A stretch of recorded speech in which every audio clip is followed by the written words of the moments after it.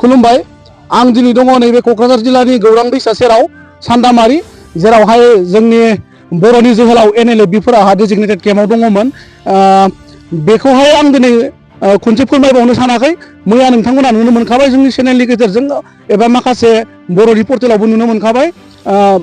गभर्नमेन्टनिफ्राय बा सोरखारनिफ्राय पुलिसनि फालनिफ्राय बे NLFB केडारफोरखौहाय मैया थिग मोनाबिलि 6 रिंगासोनिफ्रायनो नैबे केम्पखौ खालि खालामनो थाखाय बा होखार फैनाय जादों दा बेहाय जोंनि NLFB-नि माखासे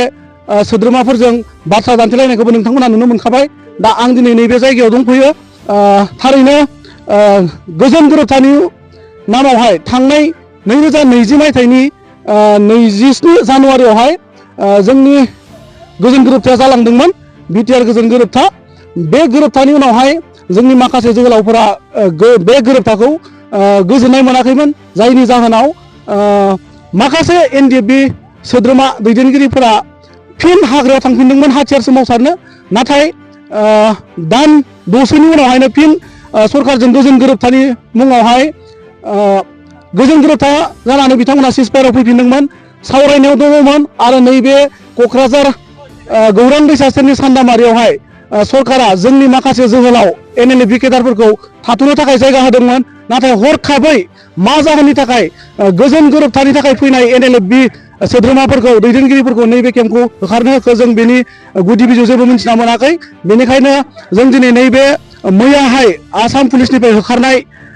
बा होखारस्रांनाय नैबे NLFB केम्पआवहाय जों दंफैयो आं केमेरा पार्सनखौ दिन्थिनो थाखाय खावलायगोन दिनै मा थासारियाव दङ बिथांमोना ओरैहाय आं देखायनो थाखाय खावलायदों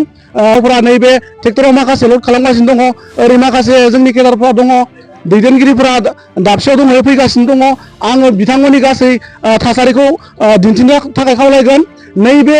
न' सिङाव बे रुम सिङावहाय केडारफ्रा थायोमोन दिनै नैबेबायदि थासारि बे थासारिखौ जोंनि समनि रादाब नायगिरि बिथांमोना आंखौ दिन्थिगोन फारि फारि माने थारैनो मैयानि जिथु जाथाय बे जाथाया NLFB-खौल' नङा जोंनि नोजोराव जों बुंनो हायो बेखौ बर' जाथिखौनो धंस खालामनो नागिरनाय बायदि जों नुनो मोनो मानो होनना बुङोब्ला गोजोन गोरोबथानि उनावहाय बा गोजोन गोरोबथायाव फैनाय शान्तिनि थाखाय सावरायनायाव थाबाय थानाय बे थाबाय थानाय NLFB केडारफोरखौ बेबायदि हरखाबै होखारस्रांनाया थारैनो जोंनि थाखाय साननो गोनां दा बेखौहाय आं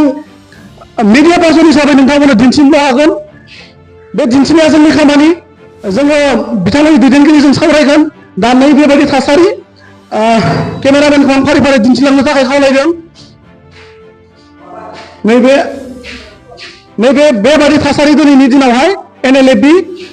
केम्प जाय गौरां दैसा सेरनि सान्दामारियावहाय दङमोन दुखुनांथाव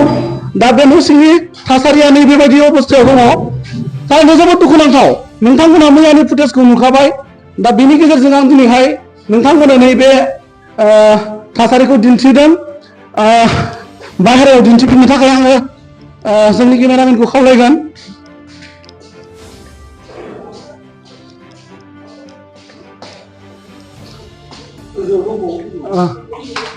दा बे ग्राउन्डआवमोन आरो ओरै गोजौआव माखासे दङ आङो नोंथांमोननो फुटेजखौ देखायनो थाखाय सिगांगासिनो दङ दा नैबे थासारि ओरैहाय ओरै किटचेन ओरै गोजौआवबो जों दिन्थिनो थाखाय नाजागोन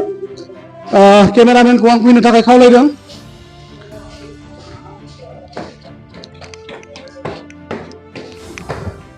थारैनो जोंनि थाखाय दुखुनांथाव होनांगोन सान्दामारिनि NLFB केम्पनि नुथाय दा दिनै नैबेबायदि थासारि बे थासारिया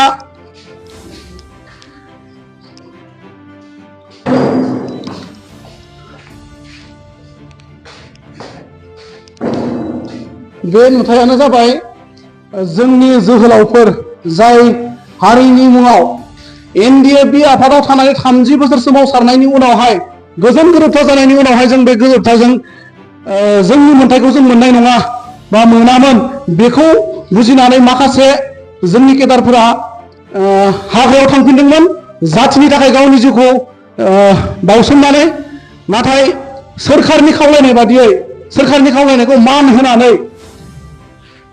गोजोन गोरोबथानि उनावहायबो बिथांमोना गोजोन सावरायलायनो थाखाय दिनै डेजिगनेटेड केम्पआव दङमोन नाथाय बे केम्पआव थानायखौ हरखाबै आसाम पुलिसनिफ्राय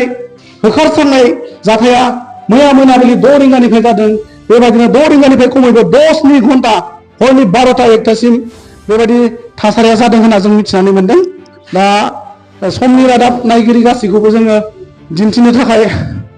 जोंनि बे सान्दामारि गौरां दैसा सेराव फैदों। दा नैबे थासारि फैबाय थानाय समाव मैयानि जाथायनि सोमोन्दै जों दैदेनगिरिफोरजों सावरायनो नाजागोन। दा आं दिनै नैबेखिनियाव आं नोंथांमोननो बेखौनो दिन्थिग्रोबाय। जोङो फैबाय थानाय समाव दैदेनगिरिफोरनिफ्राय जों मिथिनानै लागोन। दा आं समनि रादाब नायगिरि नोंथांमोननो बेखिनिखौनो दिन्थिनानै बेखिनियाव दोनथ'नाय जाबाय।